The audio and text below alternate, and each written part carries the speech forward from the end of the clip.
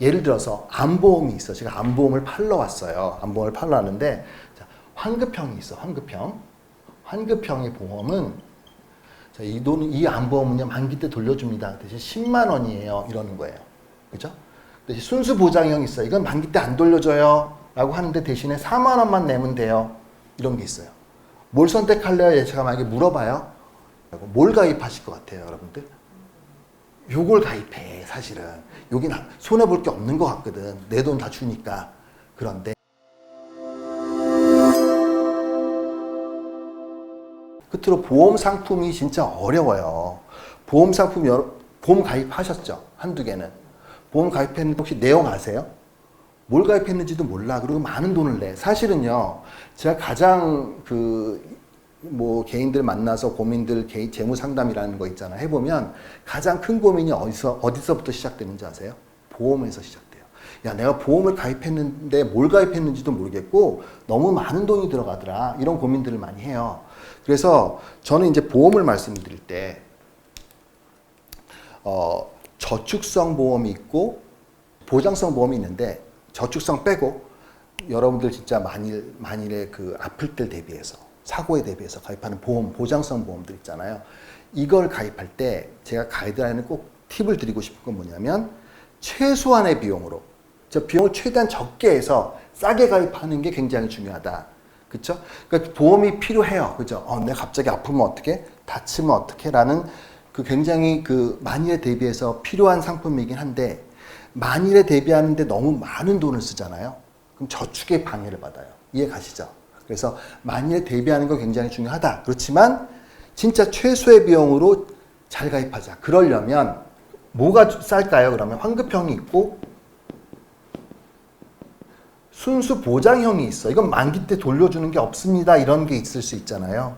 어느 게 쌀 것 같으세요? 당연히 이게 싸요. 그래서 만기 때 뭐 얼마, 이 보험 상품은요, 20년 후에 낸 돈을 돌려줍니다. 이런 건 비싸요. 이걸 싸게 가입했으면 좋겠다. 이런 말씀을 드리고, 제가 이 팁을 드릴게요. 왜 그러냐면요. 여러분들 10년 동안의 여러분들이 보험에 가입했어요?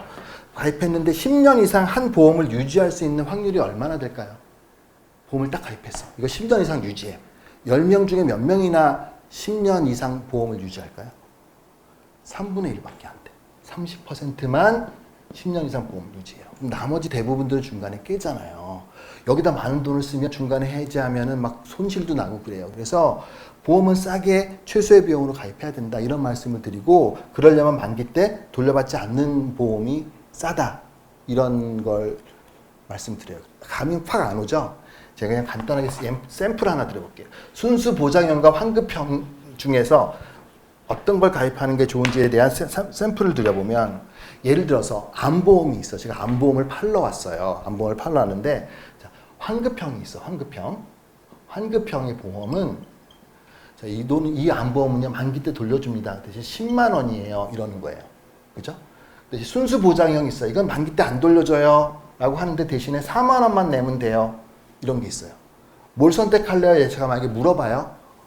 그냥 제가 저 안 만났다고 생각을 하고 뭘 가입하실 것 같아요, 여러분들? 요걸 가입해, 사실은. 여긴 손해볼 게 없는 것 같거든. 내 돈 다 주니까. 그런데 구조를 아시면 여러분들이 이거 선택 안 할 거야. 어떻게 돼 있냐면 환급형의 구조는 순수 보장형으로 하면 야 4만 원씩 내도 내가 돌려받는 게 없는데 이런 생각하잖아. 이 환급형 10만 원짜리를 딱 가입했어요. 구조를 봤더니 어떻게 돼 있냐면 예를 드는 거예요. 이렇게 꼭 돼 있다는 게 아니라 10만 원인데 암보험에 들어가는 암을 보장을 위해 사용되는 건 한 4만 원밖에 안 돼. 환급형이라 만기 때 돌려준다고 했잖아. 6만 원은요. 6만 원은 이 저축성 보험에 가입해 있는 거야. 또 이런 상품을 또 반쪽으로 짜게서 이렇게 만들어 놨어요. 그래서 요게 불어나서 만기 때 10만 원을 주게끔 돼 있는 거예요. 그러면 내가 만약에 10만 원짜리 환급형 보험에 가입했다고 하는 거는 4만 원짜리 암보험과 6만 원짜리 저축성 보험에 가입한 거와 같은 효과야.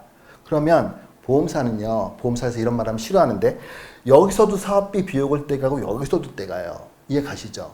그럼 나는 이 상품에 가입해서 비용을 두 개나 떼가잖아. 이럴 바에는 차라리 싸게 4만 원짜리 보험을 가입한 다음에 이걸 저축하는 게 낫다라는 거예요. 이해 가시죠? 그래서 이런 개념을 이해하면 아 그래 이 만기 때 뭔가 손해 보지 않는 것 같지만 실제로는 내가 이중에 비용을 내네 이런 원리를 아신다고 하면 순수 보장형으로 싸게 가입하고 나머지를 저축하는 게 좋다. 이런 원리를 아시는 게 중요하다. 그래서 제가 보험을 갖다가 그 정리를 해드리면 보험에 가입할 때 보통 우리가요, 야, 이 보험 되게 좋아. 하나로 다 보장이 돼. 해가지고 막 뭐 비싼 것도 있어요. 근데 그렇게 보험에 가입하다 보면 너무 내가 불필요한 보장도 막 넣을 수가 있어요. 그래서 싸게 보험에 가입하는 거는 3층 구조를 만들자. 1층, 2층, 3층으로 보험에 가입하면 진짜 여러분들 싸게 가입할 수 있고 남는 돈들을 저축할 수가 있는데 그럼 보험의 1층은 뭘로 깔아놓을까? 실손의료비 보험이라고 있어요. 실손의료비 보험 혹시 들어봤어요? 실비보험이잖아. 이런 보험은 병원에 갔을 때 여러분들이 다치거나 뭐 병에 걸려서 치료를 할 때 치료비를 내주잖아. 뭐 입원을 하든 통원을 하든 그죠?